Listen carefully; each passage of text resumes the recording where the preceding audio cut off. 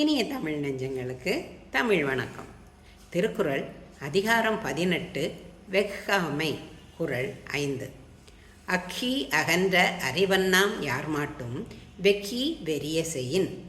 பிறர் பொருள் மீது ஆசை கொண்டு எவரிடத்திலும் அறிவற்ற செயல்களை செய்தால் செய்பவரின் பல நூல் பயின்று பரந்த அறிவினால் அவருக்கு ஆகும் பயன்தான் என்ன? அக்கி அகன்ற அறிவன்னாம் யார் மாட்டும் வெக்கி வெறிய செய்யின்.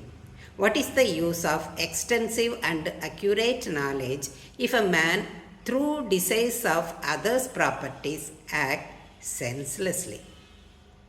அக்கி அகன்ற அறிவன்னாம் யார் மாட்டும் வெக்கி வெறிய செய்யின். நன்றி, வணக்கம்.